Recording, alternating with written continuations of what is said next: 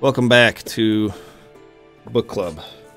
Today What's we're up? talking about chapters 3 and 4 of The Last Wish. Kaysen's here with me. So, Kaysen, let me get my arrow off that screen in front of your face. You weren't here last week. Was there anything about last week's reading that you had questions about, or anything in general that... I mean, I had tons of questions, but I'm just kind of, you know, as we go through the books. I think it's actually kind of cool that the books were written well before any of the games, so there's no... Like, I have as much knowledge as I'm supposed to have going into this book, basically. Sure. And I like the way that information's kind of being revealed. The first chapter, or the first story, is freaking really cool. And it was like Nice. the perfect intro to Nice. this whole thing.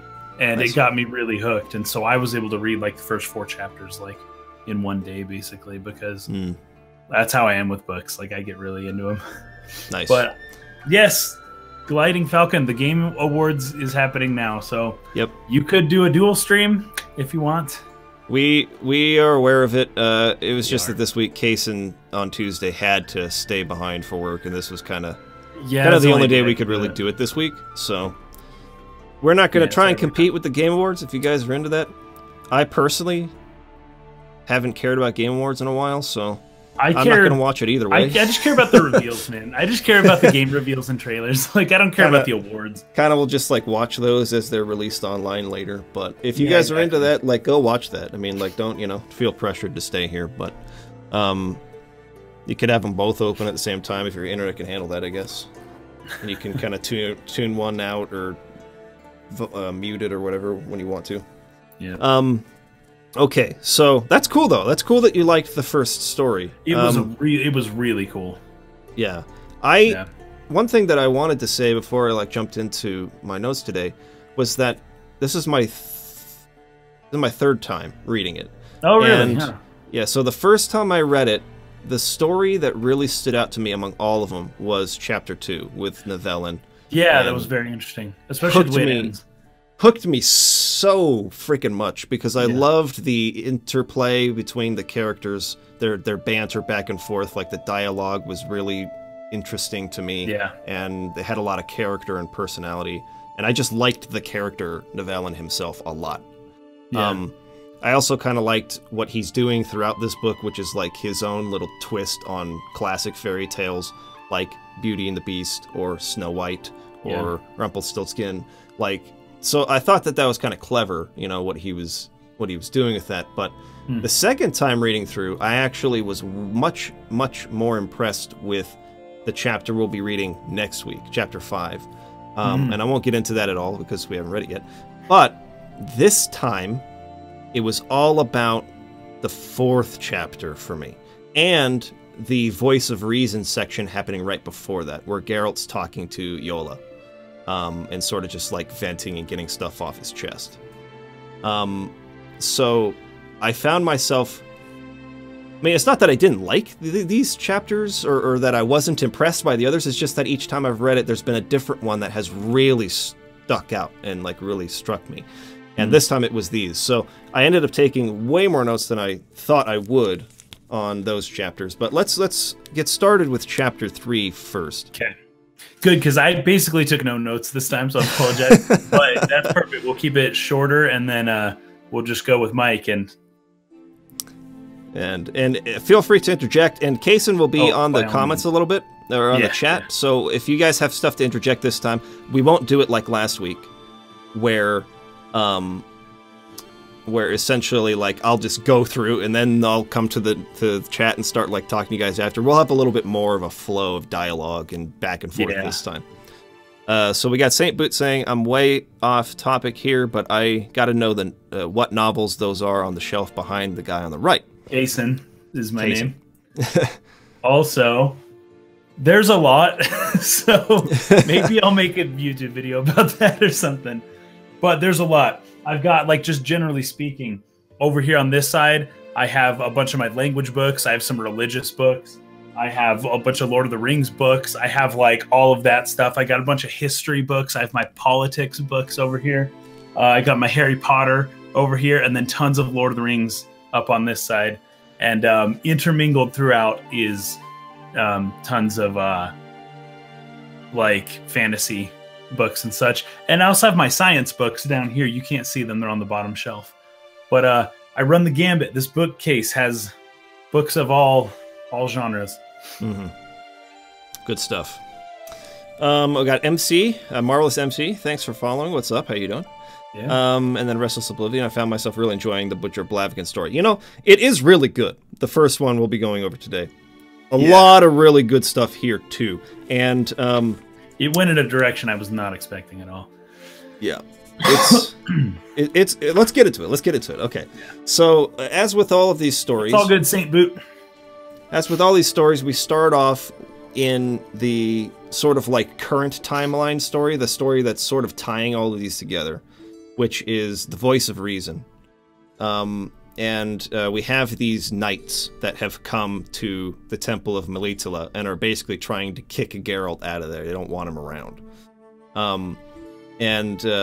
You know, you have sort of like the young, inexperienced knight who's over ambitious and trying to like just constantly like catch people, you know, talking down on their local sovereign and all this kind of stuff. And what I love here is just how strong Nenneke is. Like, I love her.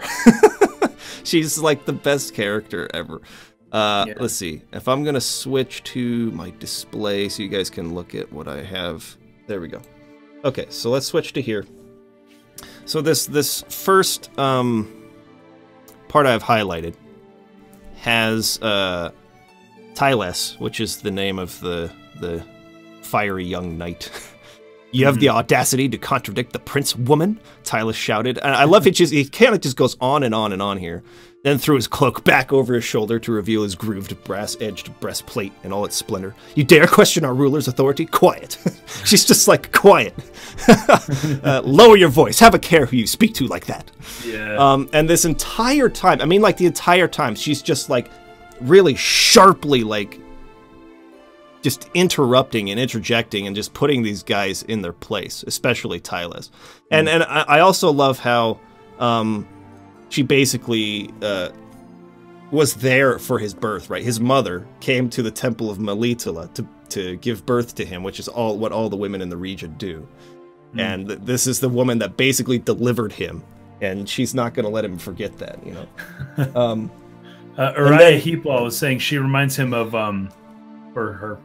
she reminds them of Olenna Tyrell, awesome, fun character. Yes, yes, very much from the Game of Thrones series. Yes. Okay, I was saying I don't know who they're talking about, but Olenna is a very similar type of character. Just like always knows the right thing to say, is like wittier and smarter than like everyone in the freaking show, and just like always embarrassing people who try to get into a battle of wits. That is Nenneke, and like I said last week, you know, when she's doing it with our main characters and stuff, she has that motherly condescension where she's kind of, you know, putting you in your place, but she's doing it out of a place of love. There's nothing mean-spirited about it. But when she does want to get mean to you when you deserve it, like this chapter shows like how she can do that and kind of put people in their place.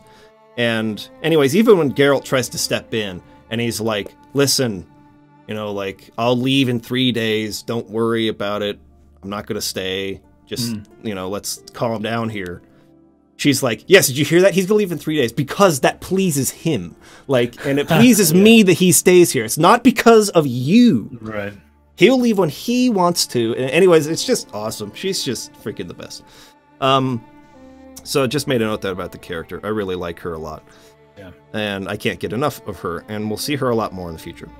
The next note that I made, and this was partly because of something we had talked about last week.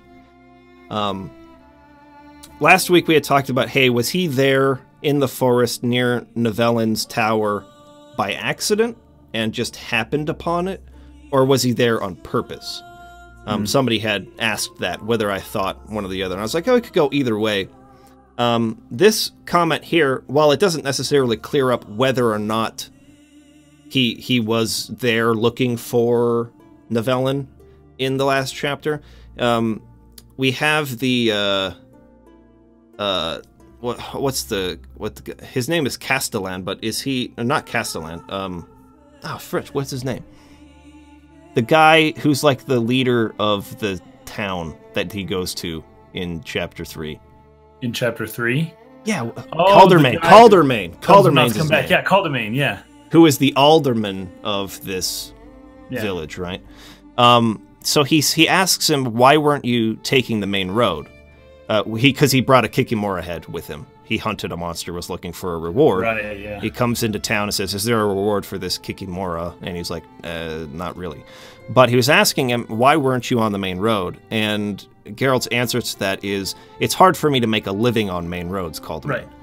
Right. So that, I think, would more or less justify, like, what he was doing off the main road in the wilderness in that last chapter when he kind of stumbled upon this scene that led him to Nivellen, right?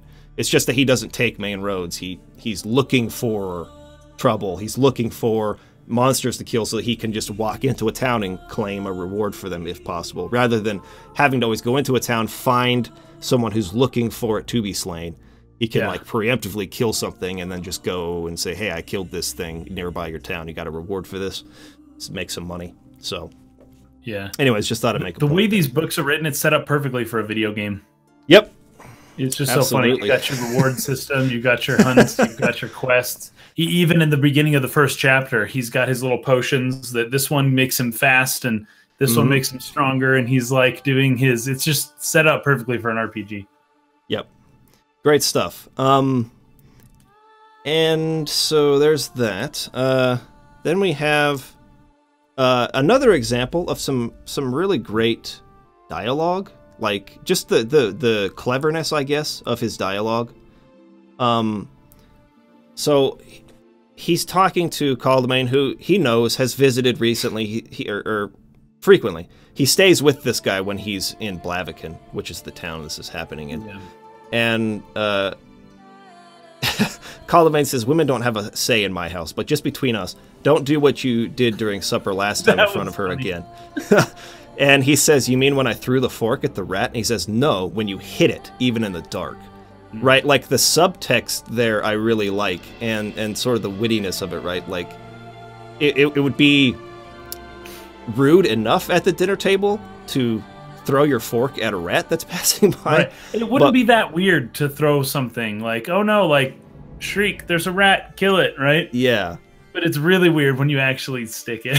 It's really unsettling when you have the skill and the ability to see in the dark and to just nail that rat with your fork. It's like, this dude's kind of scary here, right? Which is kind of like his life story. That's he can't fit in anywhere because he isn't exactly human. I mean, he is. He was born human. But through all the mutations, all the mutagens, and all the torment that they put the Witchers through to become a Witcher, which most of those boys die in the process. Those who survive are really strong. But they kind of aren't human anymore. I mean, his eyes are cat-like, right? He's got, like, the slits for pupils, and there's just something off about him that make people really uncomfortable. And he has a really hard time being accepted, and this, I think, is a good way of sort of, like, implying that, again, even in a place where he's welcomed, he's still not really welcome. And, you know, we'll get towards the end of the chapter. What were you going to say? I'm reminded that's what gave him away in chapter 2. Is when can't remember anybody's name right now, but when the animal-looking dude was like, "Hey, there's a picture of what I used to look like," and he Nivellen, like, "Oh yeah, that's," and then the guy's like, "Wait, the fact that you could see that without even squinting or moving towards it, or it's in the dark, it's covered in stuff, like how could you see that? You're not human, are you?" And it's like just those little things that you would think are like, "Oh, whoa, this guy," but it's really unsettling for people to be around somebody who's that, like, sharp. Yeah. We have King Me Jonah saying that's referenced in The Witcher 3, loved seeing the context for it. And this is why I love these books so much, okay? Because they did such a good job in the video games, especially The Witcher 3, of like tying in what they were doing with these novels in a way that is so faithful and so like just passionate about the source material it comes from that they feel very much like the video games are absolutely canon and belong and resolve conflicts that didn't end in these books. And as much as Sapkowski will deny that because he hates the video games. Oh yeah.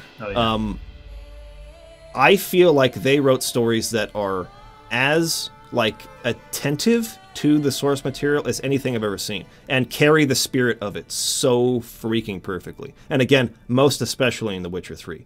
And my enjoyment of those games has been greatly increased by reading all of this background context and knowing where these characters met and like what Geralt's been through throughout his life that leads him to the character he is in the video games. And one thing I also wanted to mention, because I had kind of forgotten about this, somebody made a comment on YouTube actually, was that the very first story in here was the very first thing he wrote, but it was sent into like a magazine as like part of a contest, like a writing contest, right? And so he wrote that back in like the 80s basically, and got third place in the contest, but he got way more attention from the people reading the magazine, and people wanted to start following him and wanted to see more of his writing, and that's what led him to write more stories for Geralt, which eventually he kind of developed after time. But that is the reason why Geralt is so different in the first chapter than he is down the line. Like the fact that he just kills those guys completely out of turn just for the sake of getting the attention of the Castellan and of Foltest is way out of character for Geralt. That's absolutely not who he is. But it's because that story, as it was written, was a standalone thing that he just sent into a magazine, and then he really developed the world and developed the character. And it's also why the Castellan mentions over and over again, oh, there's all these monsters, and this is why we need Witchers. And it's like the world is sort of in a position where it's saying it needs Witchers, but by the time we move into the saga and everything like that, the world doesn't need Witchers. There aren't as many monsters, or at least people are more afraid of Witchers than they are of monsters. Exactly, that's the issue, yeah. And so anyways, I thought that was interesting. It's something I hadn't considered. But that's why Geralt is different in the first chapter than he is anywhere else in any of these book stories. So, okay, so let's move on to the next. King Me Jonah is saying that the way the characters talk sounds like it was written by Sapkowski himself in the video games. I know.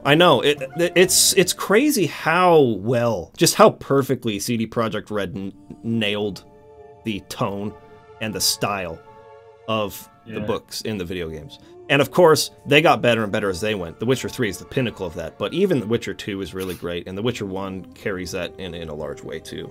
So, really good stuff. Yeah.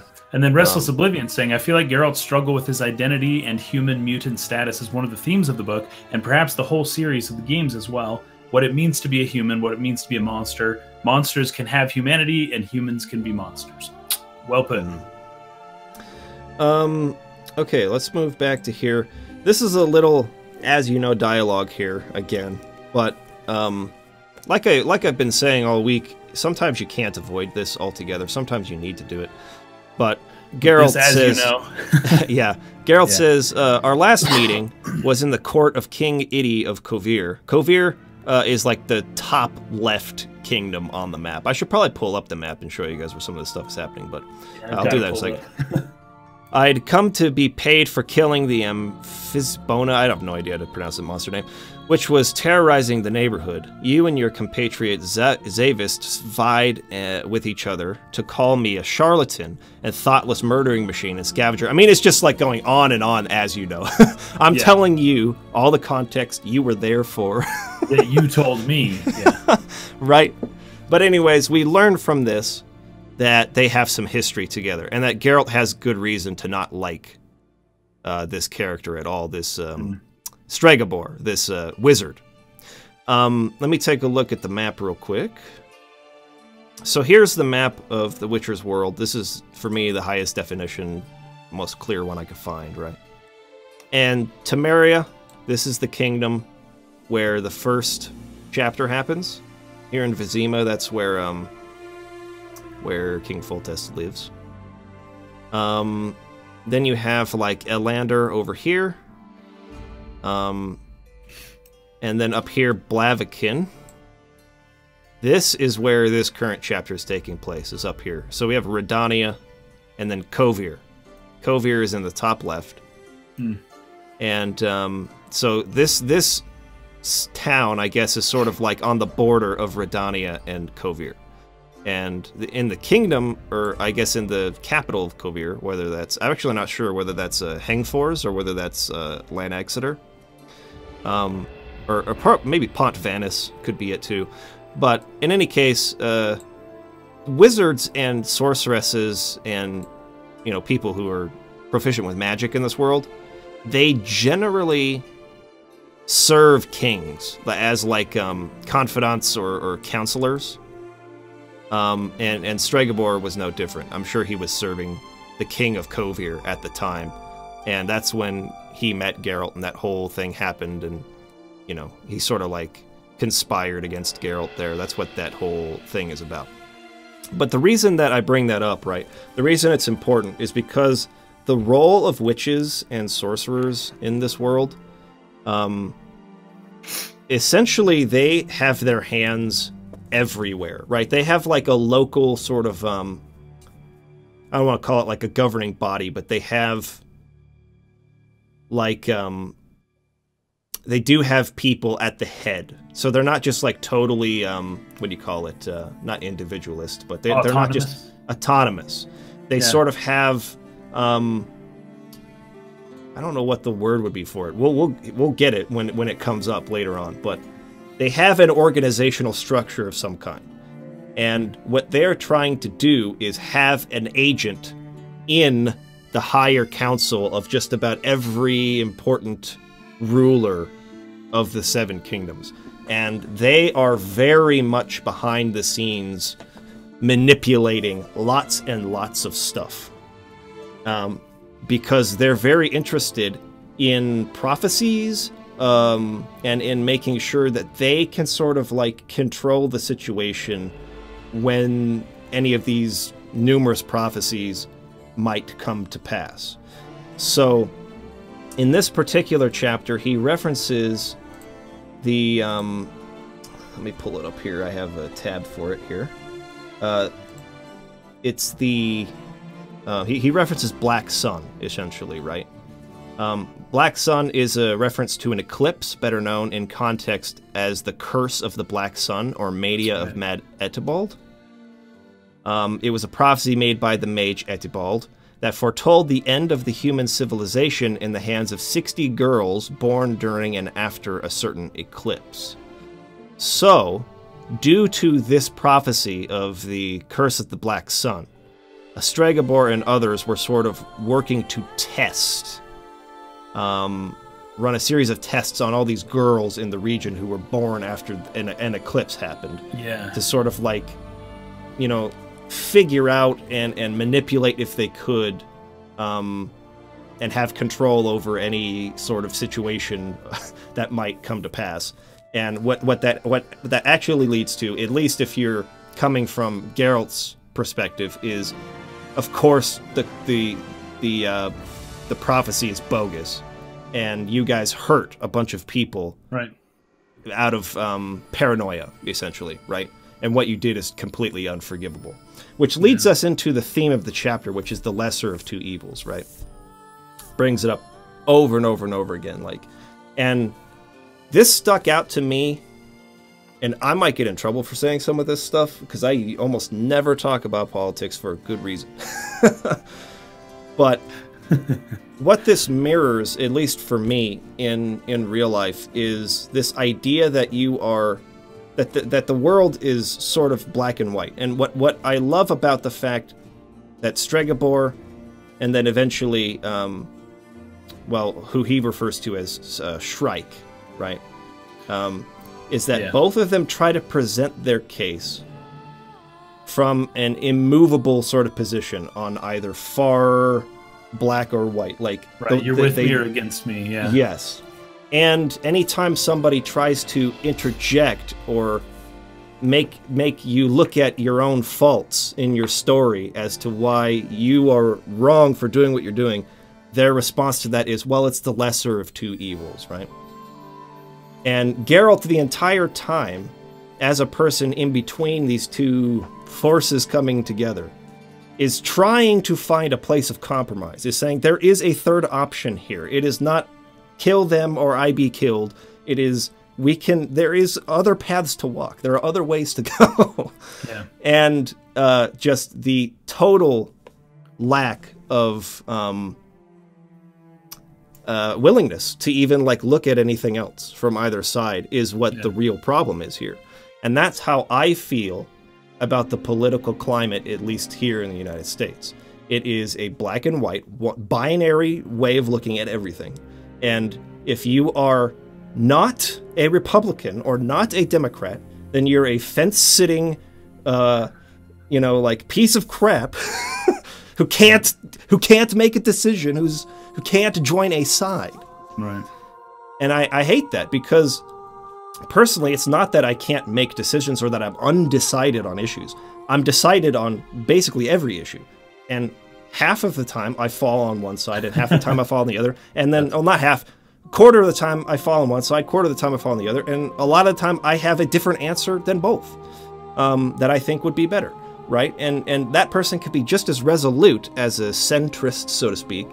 And that sort of embodies Geralt himself, especially when we move into the Saga of novels. He is a very neutral character. He likes to find different answers, different resolutions to what the major powers are thinking or saying, and usually disagrees vehemently, at least in some way, with one side or the other, and has lots of good points in his own philosophy. But at the same time, there are holes in his philosophy that they'll poke sometimes. So it's not like they make him right on everything, which I also really like as well. Yeah. In any case, this Speaking struggle... about the political aspect, it's interesting that he keeps advocating for a third way, right? But in the end, the choices, like, he had a choice in the matter, right? One side or the other. He chose neither. And by virtue of that choice, the choice ended up choosing him. He ended up being forced into one, which is probably part of the argument a lot of people within politics make is, whether you voted for this person or this person, sure, you may not have voted for either, but one of them won. And one of them is your president. And one of them is the one who gets to control things and make decisions. And in the case of Geralt here, like, he ended up choosing, but not because he wanted to. He ended up making the choice that he had to make because he was forced into it. And then, you know, then what do you do? Like, but there was no way for him to actually, he ended up, you know, doing the lesser of two evils, whether he thought he wanted to at the beginning or not. That ended up being what happened. So there's a pretty good parallel there. What I loved about that is that, again, this is going to come up a lot during today's conversation, because I feel such a strong personal connection to Geralt. I feel like his way of thinking, maybe it is Sapkowski in some way, like his own voice when he's talking through Geralt. Maybe that's sort of how he thinks too. I don't know. But for me, it just mirrors so much what I feel and what I struggle with when I'm looking at society in general.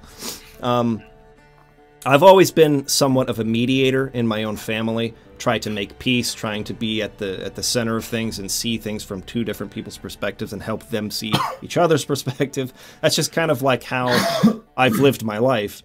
And the struggle of that is that people will make you take sides. They will try to make you take sides. Yeah. And as much as you sit there and say, no, I refuse to take sides, I care about this person or that person, even if you don't in this case, he just, on principle, is not going to take sides because he sees what they're both doing as being evil. It happens so often where the pressure mounts and someone's going to do something really terrible, and then you have to. You're forced to, and you always feel horrible about it. And then you're always ostracized by somebody. You make somebody upset when you do it. What happened here? Yeah, and it's exactly what happens. And it just speaks so powerfully to me, because it's like, you people are the ones doing this. You people are the ones who force this terrible stuff on each other and on your society or whatever. And if I can't just be a fence sitter when you force my hand like this, but as soon as I try to stop one or the other, like, it only is going to end bad for everyone, and I'm going to be ostracized too, and it's just a horrible feeling to know that there was another path that could have avoided all of this, and if they had just done what I freaking said, like, it would have been fine. But no, now everyone hates me too. And it's just, oh, it's so frustrating. But I really, really feel for Geralt as a character. Let's see.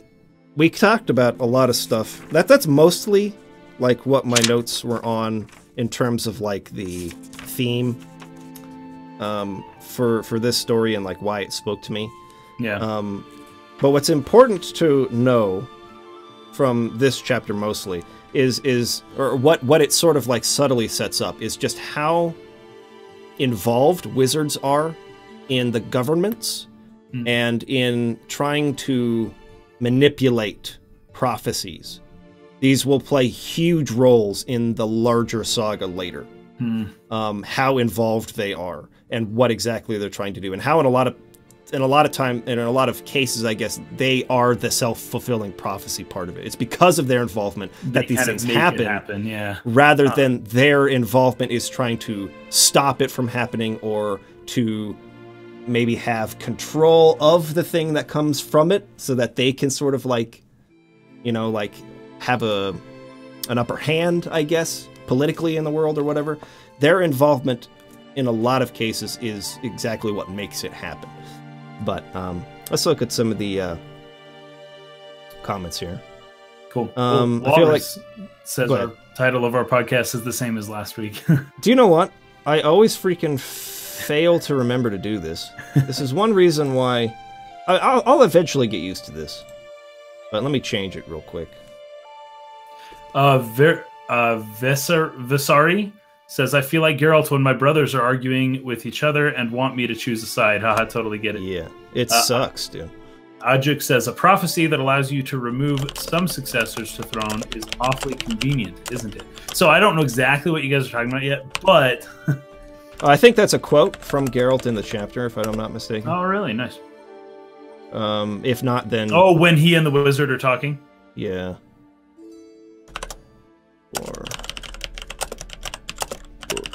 That was that was such an interesting scene, I thought. Yeah, and I really liked the imagery he was using there. Yeah, it was weird. As soon as you step into that tower, it's like you're in a place. His tower is just full of illusions, right? Like it's almost like you've walked into an outdoor location, right? And all the illusions. That kind of confused me when I first was reading it. I was like, "Wait, where are we?" And, like, all the illusions are so real, you could eat the fruit, you could touch the people there, right? You know, like, so really cool, sort of, like, visually, this would be a very cool thing to sort of shoot into, like, a live-action version, right? Like, you walk into this, like, stone tower, and you walk inside, and it's like you're in a location altogether. Could be a really cool way. Like, if I were directing it, you'd have this drab, filthy, like, backwater town, right? Mud roads and people that are filthy and dirty everywhere, and then he steps through this castle, or maybe on the outside it's really gray, cloudy. You step into the castle and it's just this beautiful, like, fantastical sort of, like, field and flowers, and it's just like blue, clear skies. Like, you could have a really strong contrast there that has a sense of subtlety in the visuals too, right? Like, he's living in this place, this illusion he's built for himself of peace, where he's locked himself there, and he's stressed out as fetch because someone he knows that he wronged is coming to kill him. So let's talk about that a little bit too. So he calls this character Shrike. I have the hardest time with names. Does anybody else have this problem? Like, I do a little bit. Even when I just read something, I have the hardest time remembering names. I don't know about Shrike, but I don't remember a lot of her name is Renfri. So Renfri is the name of the girl. He refers to her as Shrike, but she was one of these girls that was born during the eclipse. And it just so happens that she was a princess, or maybe not so much a princess, but the daughter of like a duke or like a local regent or something like that, right? Yeah, she was, yeah. And so, but her father had remarried, and the second wife is a metaphor, not metaphor, but a simile, a parallel to the wicked queen from Snow White, who looks in the mirror and asks who is the fairest of them all, and tries to have a huntsman murder the daughter, who escapes and then runs into 7 gnomes and lives with them for a while. So that's kind of like the story, the classic story, fairy tale that he's sort of like, you know, having a little bit of twist on here. Right. But anyways, Stregobor did a bunch of nasty stuff to her, and then they tried to have her murdered, and she got away, and so she is on just a streak of vengeance, trying to get back at everybody. She eventually ends up killing her mother, and is now trying to get to Stregobor, has finally located him, and that's why he's locked himself in this tower. So we get his side of the story. You don't have any sympathy for him, right? But even after what he did, it doesn't justify murder. Like, murder is not the answer for his crimes. As horrible as what he did is. Like, he didn't call for her to be murdered. That was the mother, right?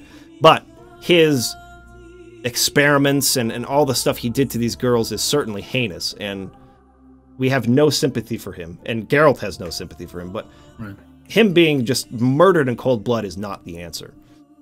As much as people might lean that way, it's not the answer. Right? You might consider that the lesser of 2 evils. Very justifiably, you might consider that the lesser of the 2 evils. She had much worse stuff done to her, and she deserves some form of justice, but that's a step too far. Then, so we get his side of the story, and then we go to her side of the story. He goes into town, he speaks with her, and she lays that all out, all the wrongs that were done to her, all the stuff that she suffered through, which was horrible.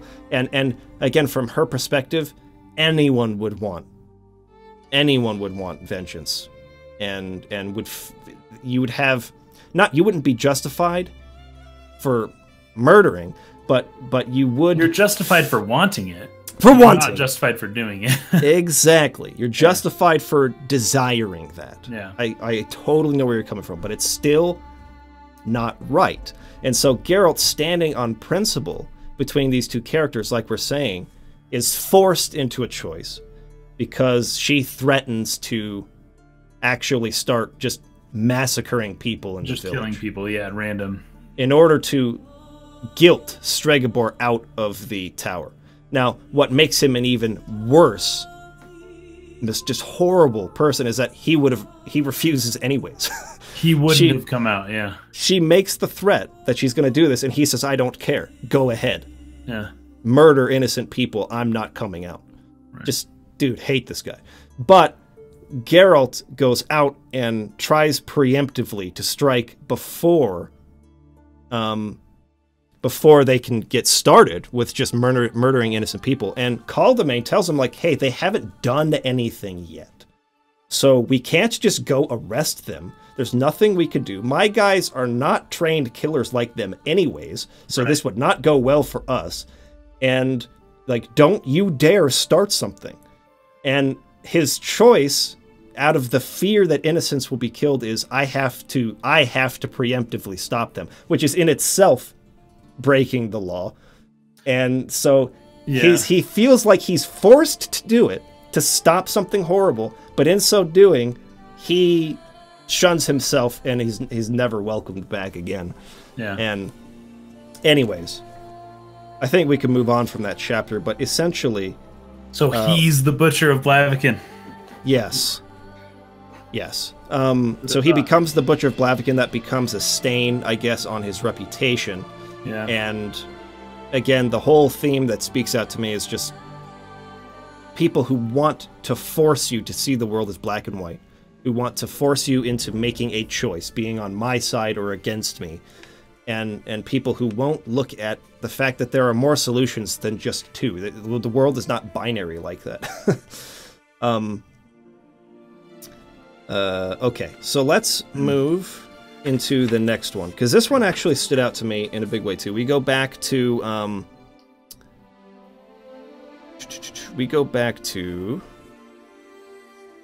the Voice of Reason. So back at the Temple of Melitele, the story that's sort of tying everything together here. Real quick, Death by David. I've been reading the comments here, and they're really interesting. I don't know. Interject with anything that they say. Yeah. But Death by David says, did you guys think that Renfri was a monster or not? Whether she was like truly like legit a monster or not. Right, like. See, here's something that's great about this book. I love how he leaves it ambiguous, right? Yeah. Because outwardly she's not. There's nothing really wrong or different about her.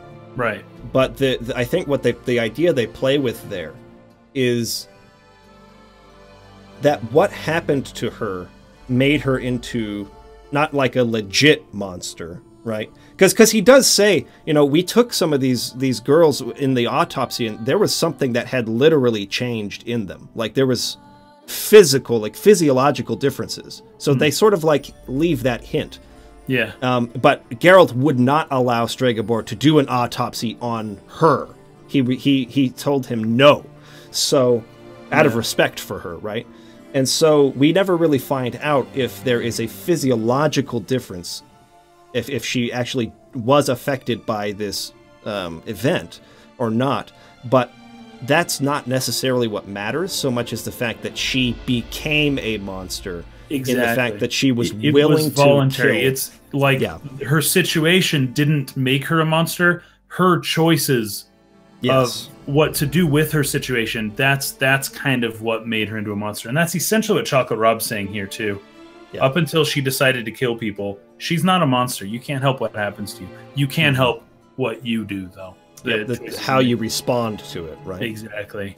And so, that's the point that matters more, and that's essentially the choice that she made. And so she became a monster of her own volition. Again, very justifiable. I could see anyone walking that path when you've been wronged to that degree. I mean, she suffered horrific stuff. Yeah. And I don't blame her at all. But it's very easy from, you know, sort of like my own place in life where I've not had to suffer anything so heinous happen to me. I've had a relatively easy life in terms of that. But to then look down on someone else and say, like, you made the wrong choice would just be stupid on my part. You know, I can't make that call. But if we're looking at it from a moral perspective, you know, sort of like widely accepted morality, it's not justified. So she became a monster, even though I don't judge her for it, right? Right. Okay, let's move on. Okay, so this chapter here, I'd like to know what you guys think of this, right? Part of me really loves it, and this stuck out to me in a big way on this reading. But part of me doesn't like the style of the prose, right? It feels like it's done in this sort of like artsy, poetic way, where he's talking to Yola, who can't or has taken a vow of silence, so she's not speaking back to him. But this is the one person who he can really feel comfortable getting a lot of his skeletons in the closet off of his chest. He can talk to somebody and do some confessing. And what's really interesting about the fact that he chooses her is that he's not gonna get any blowback for it or judgment, right? No one's gonna like interject and sort of like give their opinion on his situation. He just gets the benefit of saying it out loud and admitting to something without the scorn of another person. So there's sort of a character weakness, I feel, that comes from this, in the fact that he's afraid of the scorn, he hates not being accepted, so he would never say this to anybody who is in a position to do that to him, but he still wants the benefit of being able to let that go, right? So the very fact that he chooses Yola to say this at all is, I think, it demonstrates a bit of his own character flaws. But one thing that I want to get your guys' opinion on is whether or not you liked the style that this was written in, because let's see, like an example of this, right? So let me just switch over. Well, there's a lot to go through. He says, I don't believe... Oh, first of all, he says, I don't believe in Melitele. Don't believe in the existence of other gods, but I respect your choice, your sacrifice, your belief. So first of all, going back to an earlier chapter, I had pointed out a conversation between Nenneke and Geralt that I felt was sort of like very on the nose, as you know, dialogue, where she explained to him what he felt about religion, what he felt about politics, and all this different stuff to him. And later on, we have an example where he can speak for himself. And so I feel like this was a better time for us to actually see the details of his beliefs, rather than just, you know, before where she, like, laid it out. She could have just, like, in passing or very quickly referenced, I know what you feel about religion. But she didn't have to say, you believe A, B, C, and D to him, which they both already knew. Anyways, so I wanted to point that out first. But it's sort of like the style here, right? It doesn't feel quite natural to me, but I respect your choice, your sacrifice, your belief. There's a poetic flow to the way he's saying these things, but my faithlessness can do nothing. It's powerless. Then there's a break. You ask me what I believe in that case. Then there's another break. I believe in the sword. So I guess I understand where he's going with this. Like, this is a moment of introspection. And often when people do that, you know, people will write poetry, or, you know, maybe like, you know, musicians will write songs and they get lyrical about it. And there is a side to Geralt that is not this hard, cold, unfeeling personality. He's got like some real philosophy in him underneath, and some real like deep thinking that he does. And maybe this is his way of expressing that. But there was something that felt a bit unnatural about it, and it kind of goes on more and more. On the next page, we have just the flow of the conversation. It says, yes, of course you can take my sword. Feel how light it... No, don't touch the edge. You'll cut yourself. It's sharper than a razor. It has to be.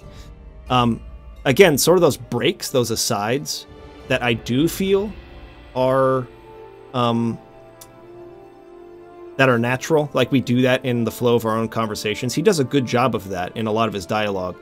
Then down here he says, I need to talk, Yola. Let's sit down for a moment. You don't know me at all, do you? I'm Geralt. Geralt of... No, only Geralt. Geralt of nowhere. I'm a witcher. I love that, because... Yeah.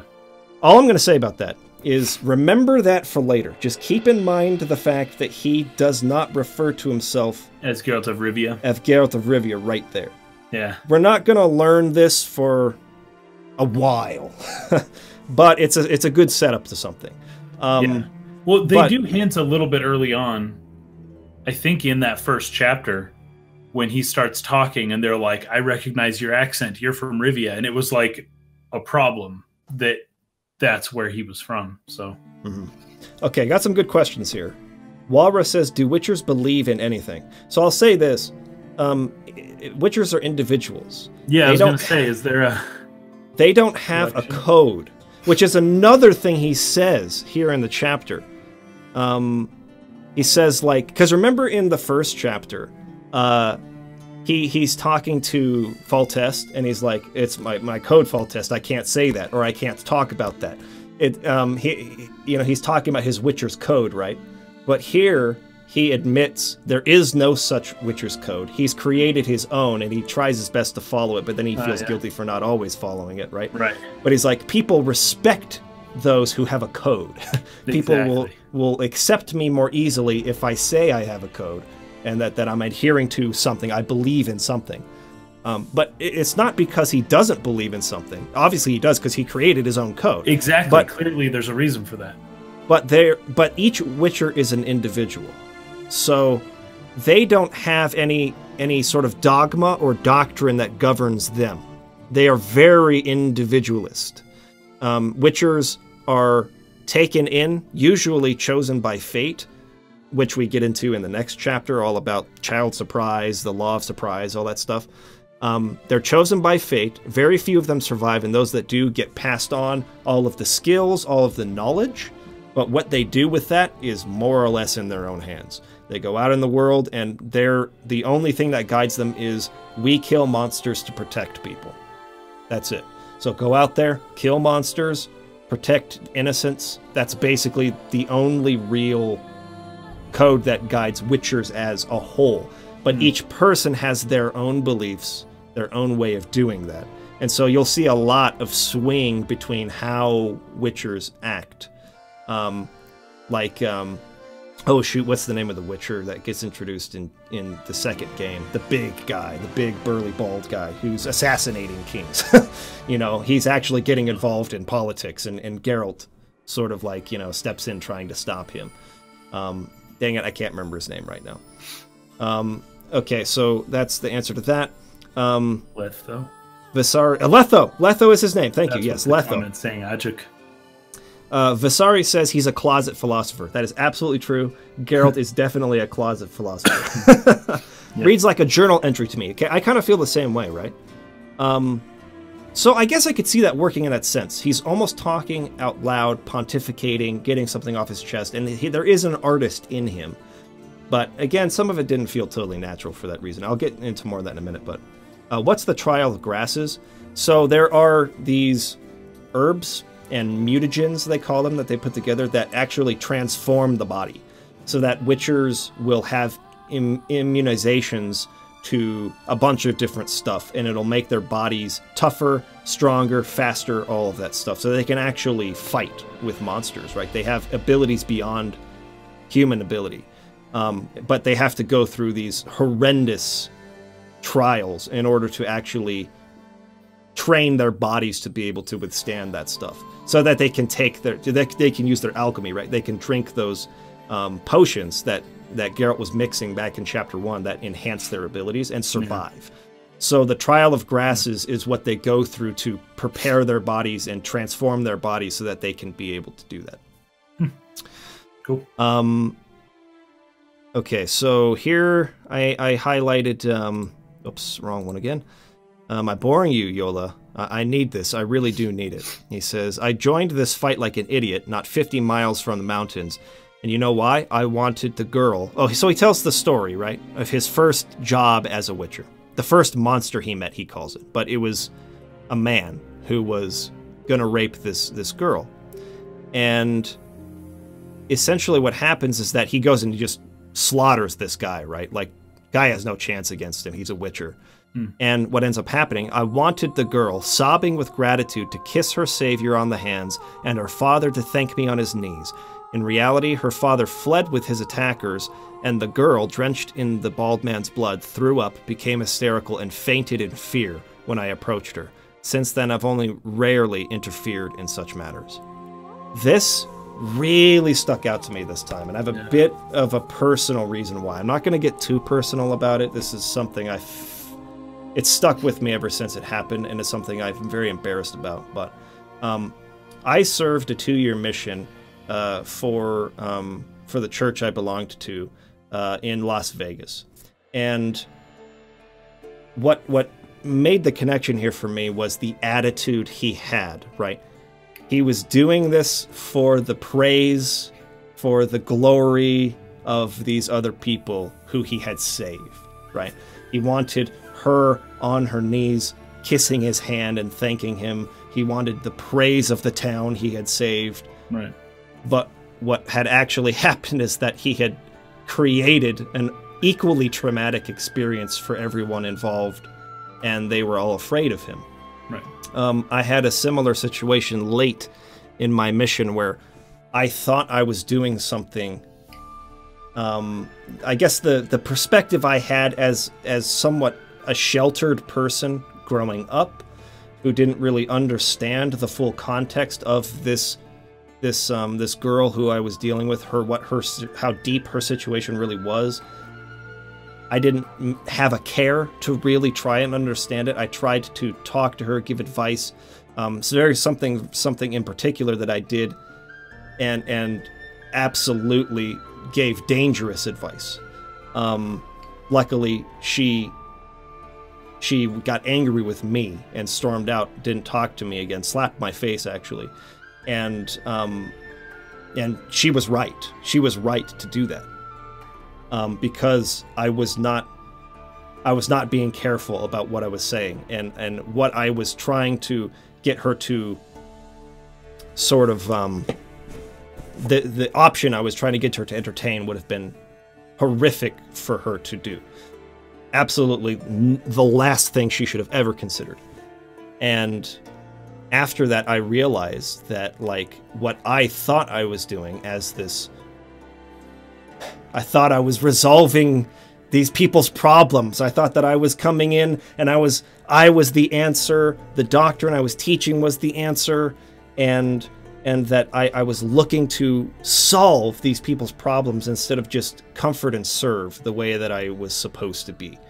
And I was reminded of this traumatic experience I had through reading this, is that when you're going into, if you have that level of pride, I guess, if you're, what you're looking for is the glory of other people, it will really blind you to how much damage you can actually do.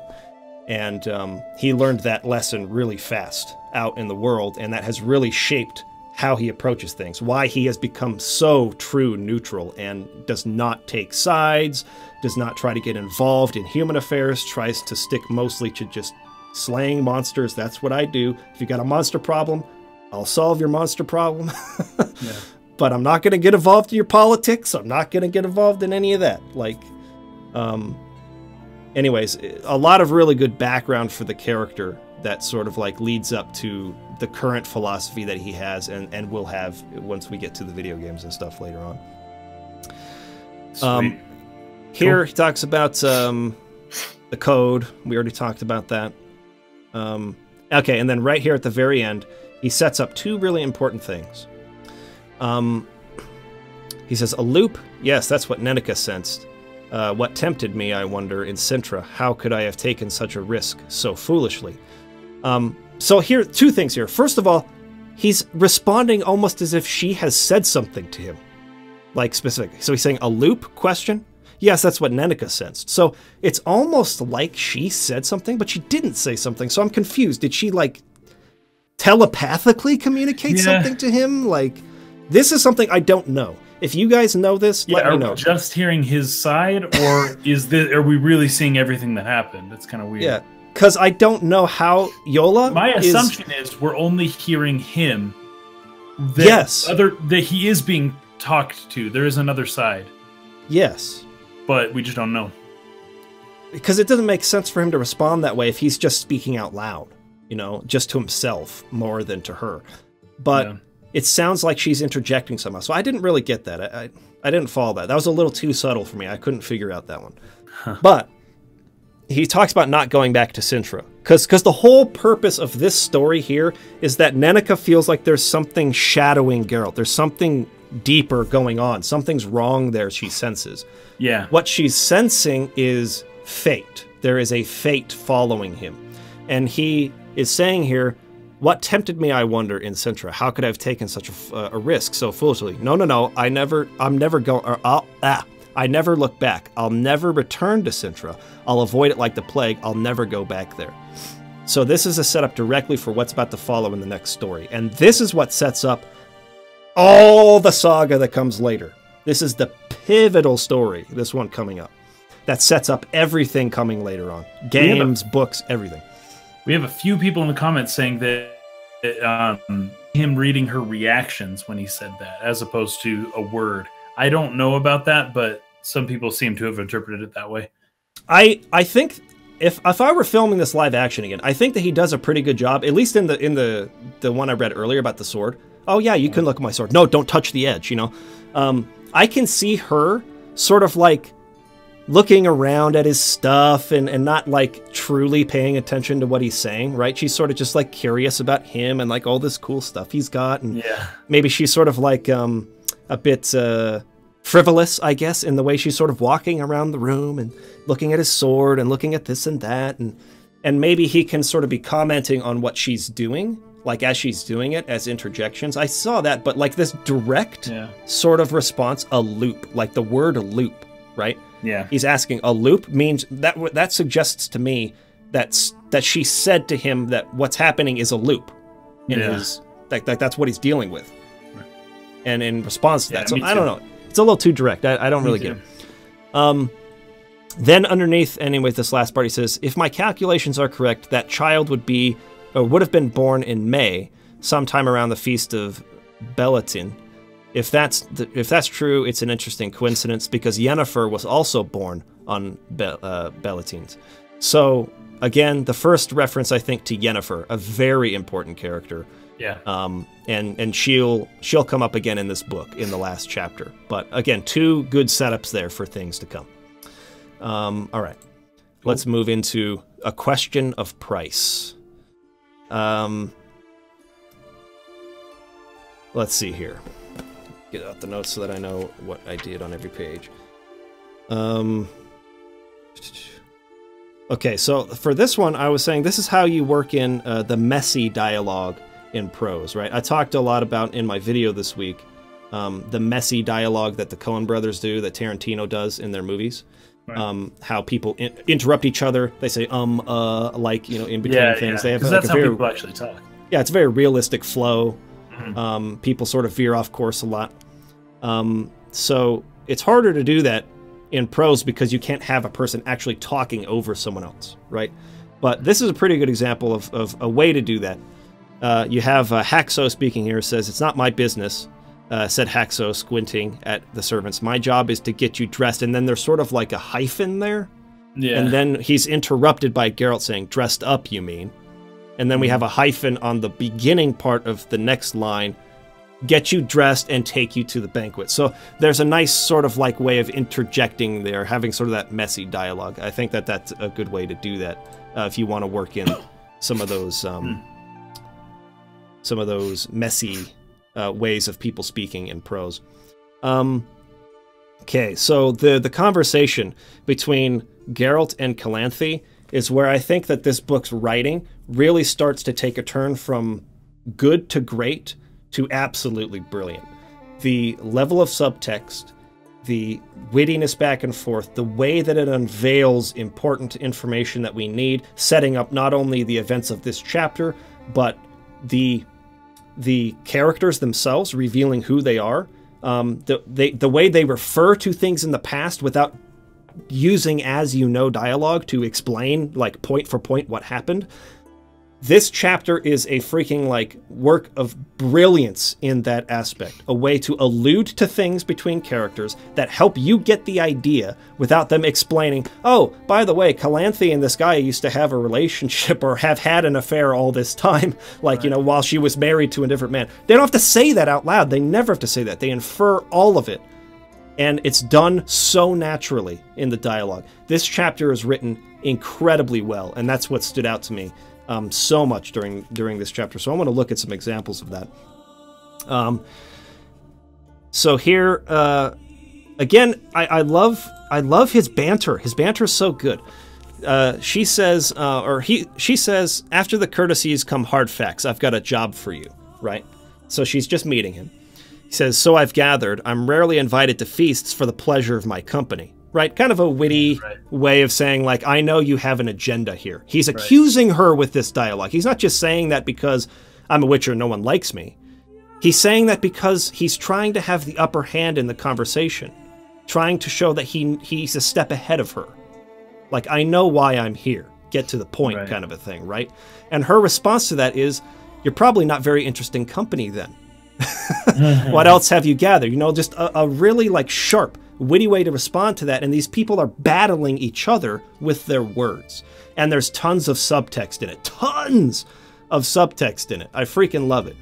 On the next page, I also love how, again, he sort of paints a picture almost so vividly that I can see the shot in my mind, like the live action shot. He does this very well. So she responds with, like, oh? Calanthe, casually leaning towards a lute-strumming Drogador, gave the impression of being pensive and absent. Who, Geralt, makes up this ignorant horde? You know, so she's trying not to look like she's talking to him. Yes. She's trying to look like she's entertaining other guests and here and there, and that she's not having this conversation, so it's secret. And does a really good job visually showing that. Again, this is show, don't tell kind of a thing, right? So instead of saying, she said this secretively, he writes, that she casually leaned into the lute-strumming Drogador, giving the impression of being pensive and absent. It paints a totally different picture in your mind. So I really like the way that he does that in his writing. It's really, really good stuff. Another thing that I really liked on this page, the way he describes her, right? Again, just another really great way of painting the picture. She says, "You're right as usual, Ace." Calanthe smiled warmly. Geralt was amazed by her arsenal of smiles. Because he keeps referring to how she can smile like really wickedly, smile really warmly. Her smiles all mean different things, right? She's a person who is very good at veiling what she's really thinking, but Geralt's very perceptive. And he has dealt with royalty, he's dealt with all kinds of people, and he's very observant.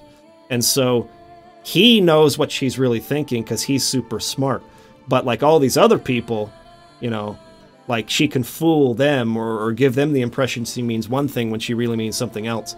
But he's impressed by her arsenal of smiles. Just the wording of that I thought was really, really, really great. Again, very creative writing going on here. I really like it. Okay, so here, I guess we'll get into the story just a little bit so people know where we're coming from, right? I mean, because you all read it, but... Right. So, Calanthe is trying to get her daughter, Pavetta, married off to one of the princes or... Because the islands of Scaligula, they kind of are tribal. Like, they have a bunch of different tribes. They do have, like, one person who is sort of nominated to lead them, but they have, like, ruling families, like a bunch of them. And so they're a bit more tribal than... And not as united as the kingdoms are... You know, well, each individual kingdom would be, right? So anyways, she's trying to form an alliance with the Isles of Scaligula because... or Skellige, as they pronounce it in the video games, but because they are a warrior people. They are shipbuilders. They're like Vikings, basically, right? Super, super, super, like, intense warrior dudes. And anyone who's allied with them usually doesn't get attacked as often, is what they sort of refer to, right? So she wants an alliance with these people. What we'll learn is that it's for two reasons, but specifically because it's always in your best interest to be allied with Skellige. So she wants one of the princes of Skellige to marry her daughter, Pavetta. But she's aware of her husband having made an oath, and not just any oath.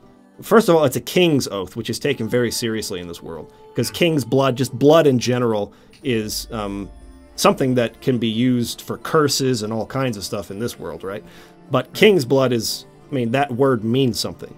But on top of that, it was the law of surprise, which they explain is, if you promise somebody the first thing you see when you cross the threshold of your home, that will belong to the person who you have sworn to.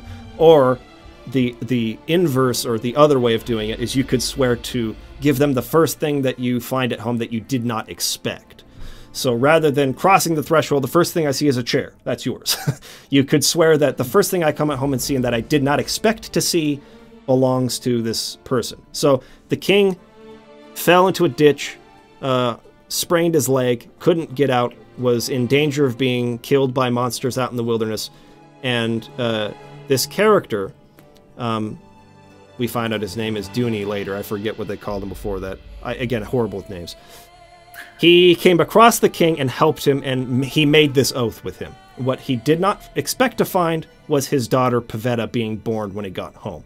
So according to the oath he made, Pavetta belongs to this knight who saved the king's life. He's coming back on this day to claim her and claim the repaying of the oath, which Calanthe did not make, and which her husband hid from her until his deathbed because he knew she would freaking lose it if he had so carelessly sworn away their daughter's life to this stranger, right? So anyway, she has invited Geralt here to make sure that that does not happen, that she marries who, in her opinion, is the right person. Now, they have a back and forth forever about, I'm not a hired thug, I don't just kill people for money. And she's like, okay. But she makes her position known. If you don't do what I want, I have the power to kill you. So again, sort of forcing his hand, but like, I don't care how you do it. I'm not going to make you break your Witcher's code. You do your thing. I just want the result. I just want the outcome to be that she marries the right person, okay? So, again, just really, really great dialogue between the two, so I really like that.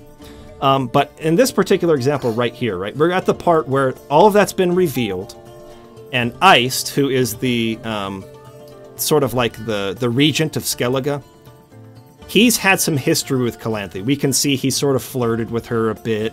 She's responded well to that. They have some history together, right? And this is all laid out that if Calanthe breaks this, she's breaking the oath of a king, which is a big deal. And so... Because that's what, like, treaties are made upon the oaths of the kings. And how can other nations and other peoples believe anything if these rules are to be broken? Yes, it's very important that kings keep their word, especially in alliances, right? So East says to her, if what he says is true, then the promise will have to be kept. And she says, is that so? And then he says, or am I to understand, the islander asked grimly, that you treat all promises this lightly, including those which have etched themselves so deeply in my memory? So he's referring to something between the two of them personally. Yeah. And Geralt, who had never expected to see Calanthe blush deeply, with tears in her eyes and trembling lips, was surprised. East whispered the queen, this is different. Is it really? So that right there is so good because we get it, right? We don't have to know all the details of what that promise was. You don't have to tell me that they had this long affair together, that they've loved each other, that they've made lovers' promises together. You don't have to know any of that. You don't have to know the details of that. But you know that's what he's referring to, right? And it's still powerful, and it still hits you the way that it hits her, and her response to that. They're not going to announce that out loud. They're not going to say as you know dialogue, especially in the setting where there are freaking other people around. They're not going to like admit to what they've done. But he can refer to it. We don't have to know the context, but yet we still get it, right?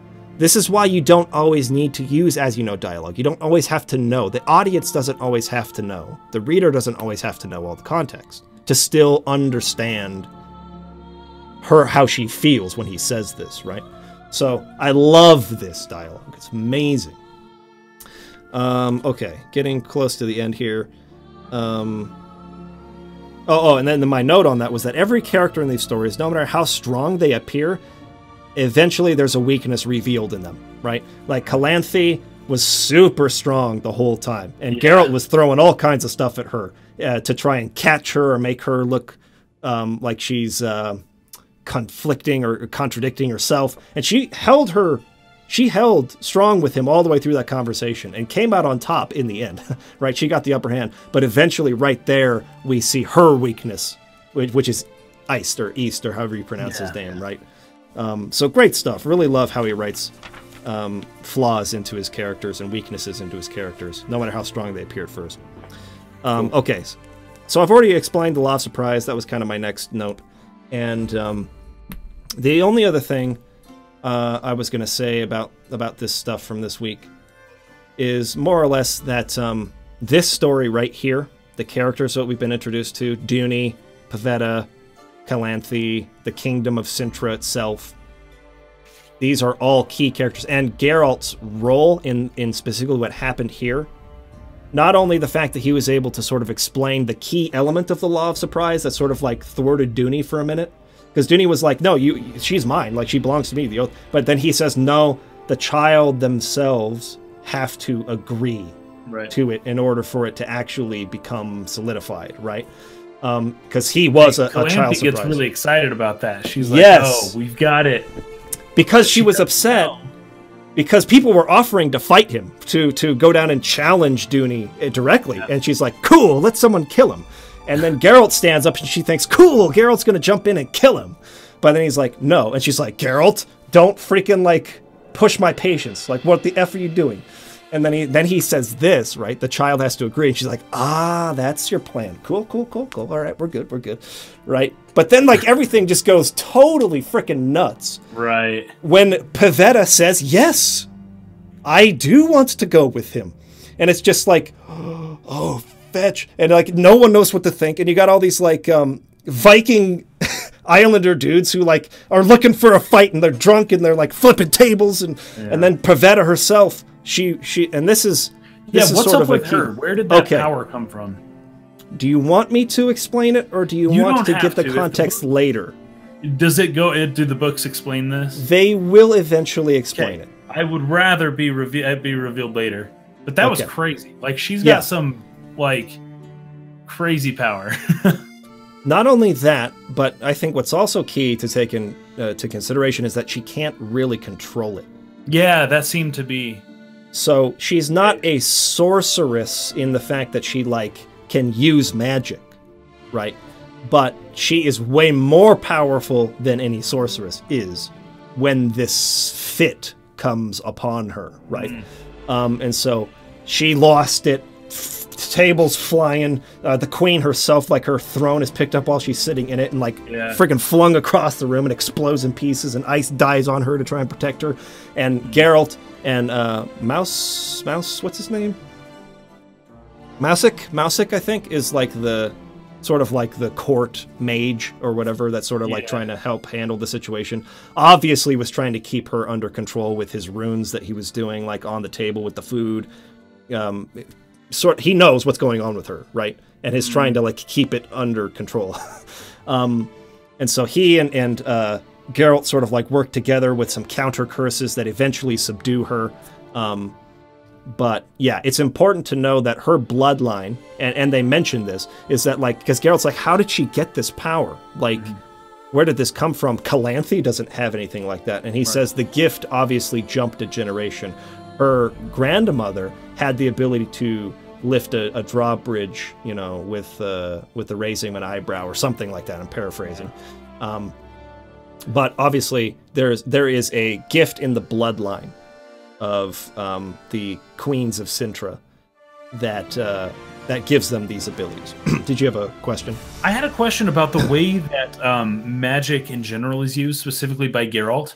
The way it seems in the book is that he like draws something in the air, like he traces a spell, a sign. Yeah, a sign. He makes a sign with his hand.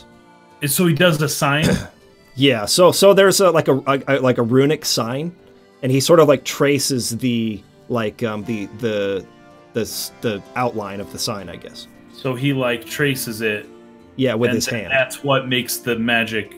That's sort of like the reference point, I guess, for what he's trying to draw, like the magic he's trying to draw, right? So he creates like a sign with his hand, and then he like does it. Is that how it works in the game too? Yeah, and so you'll see that a lot. Like, there's really, I think, only like 6 total signs, because the magic of Witchers is pretty limited. Yeah. Like, they don't have like a robust arsenal of spells that they use. They have a few sort of like pretty basic ones that they're able to use. Ard is one. That's kind of like a force push, so to speak. So that's what he did with the Striga, right? Yeah. The Striga was attacking him.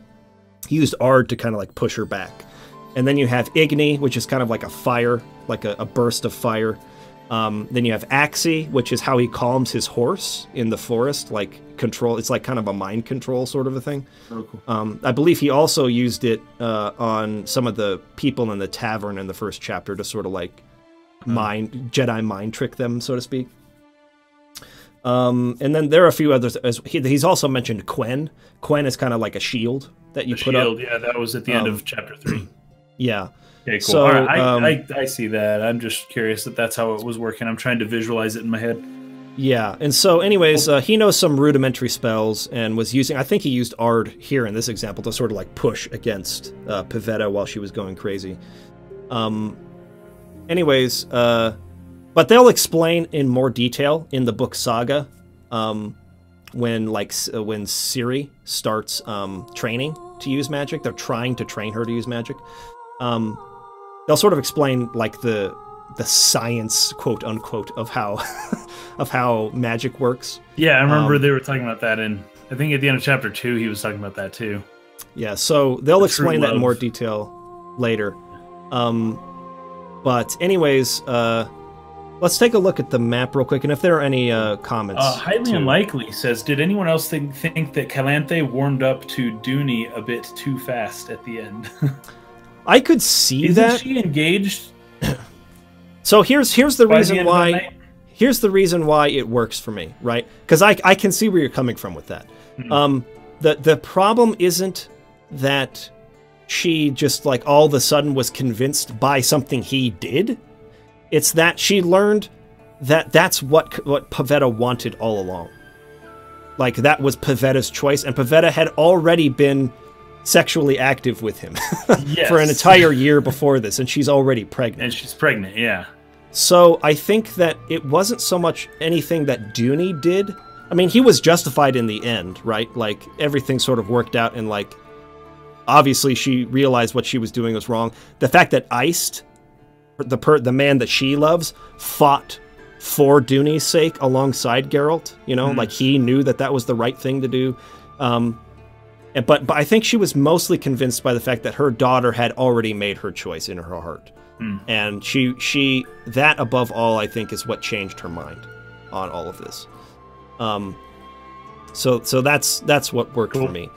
Then we also got Chocolate Rob saying, I love that he gives this vital rule that changes everything and then tests them on how much they were paying attention to it at the end of the chapter. Yeah, really, really good stuff there too. I liked that a lot. Let's take a look at the map real quick, just so you guys are aware of like landmarks and stuff. So we talked about the Kingdom of Kovir. That's where. Did I already go over this? Did I show this off? Blaviken is here. Yeah, you showed that part, but I don't think you showed Sintra at the bottom left. Okay, yeah. So Temeria was the first chapter. Redania / Kovir was kind of where some of the stuff happened. I believe Elender, if I'm not mistaken, is the region where the Temple of Melitele is at, that they keep coming back to. Or it could be Brugge. I don't think it's Brugge, though. Anyways, it's the temple itself is not on this map, but I think it's up here in Elander. But anyways, Sintra is down here in the bottom left. So this is the kingdom that the last chapter we read takes place in. And the Skellige Islands are over here to the left of that. So they're pretty close to each other, right? So it makes sense that they would try to form an alliance. But that's where that's all happening. So that's kind of a lay of the land. I just did a Google search for Witcher map HD or high definition or high quality, and you can get this one. I think this is the one that's used in the games for the most part. Anyways, good stuff to look at while you're trying to figure out where everything is, like where it all lays in your head, and sort of get like it's what I have to do when I'm reading like the Silmarillion. I have to have like a finger in like the page with the map, so that I can flip to the map and be like, okay, that's where that's at. Okay, that's where it's at. Right. Cool. And then flip back so that I like get the context for what's going on. In any case, I loved this week's chapters. Stuck out to me in a big way, in ways that it hadn't in the past for me. This week is going to be a little bit shorter since we have a short week anyways. We'll be back on Tuesday, but it works out because actually chapter 5 puts us essentially on track. In terms of how I had split up the chapters between the 4 weeks. So we'll only be reading chapter 5 this week. And this is a really cool story. This is the one that stuck out to me on my last reading of the book, and then chapter 6 is the finale. Anything else you guys want to bring up before we wrap up here? Did anyone... anything else? Ajuk says Masek is literal translation from Polish. Ermion, I don't know. Ermion is the name of that character in The Witcher 3. He's referred to as Ermion in the game, but he was called Mausek in this chapter for some reason. I don't know the reason for that either, but Mausek is Ajuk is saying that Mausek is the literal translation of his name from Polish. So I'm not sure what he was called in Polish, but they literally translated Mausek. Dooney's got balls of steel, absolutely. Dooney's a beast. Dooney's a very important character. Keep him in mind for later, too. CT Blanco 10 says, did you guys notice Geralt's fake coat of arms for Ravix of Forehorn? Yes. It was a girl riding a bear, just like Fen riding Nivellen. Oh, I didn't notice that. That's actually kind of interesting. Huh, that's cool.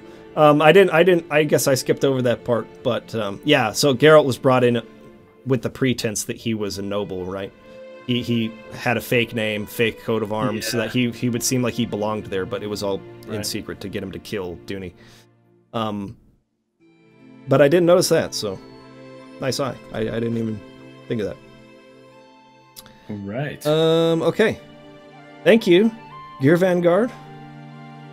Appreciate that. You guys are beasts. We'll be back again next week. Okay, again, the assignment for this week is Chapter 5, which includes, of course, a little section of the Voice of Reason, but it's also called The Edge of the World. That's like the main bulk of the chapter. And so you'll read to, if you're in my copy, most of you are not, but my copy goes up to page 237, or thereabouts, where it says Chapter 6. Again, the Voice of Reason, because everyone starts out with the Voice of Reason. But The Last Wish is the story of the 6th chapter. That'll be for the last week of the book. Cool. But this week we're only reading Chapter 5. Also, next week we will be... Oh, no. Because next week we'll do... Okay, next week will be the 3rd week. Never mind. If you have suggestions for books you'd like to start after we're done with The Last Wish, start sending them to me, but we're not actually going to do the poll and select one until the last week when we're evaluating Chapter 6, The Last Wish. So, but if you have stuff you want to suggest and I could put into a poll, we'll do a vote for the next book. Kaysen and I will make the selections for what goes into the poll, but then you guys can sort of choose which of those you want to tackle next. Cool. Until then, you guys have a great weekend coming up.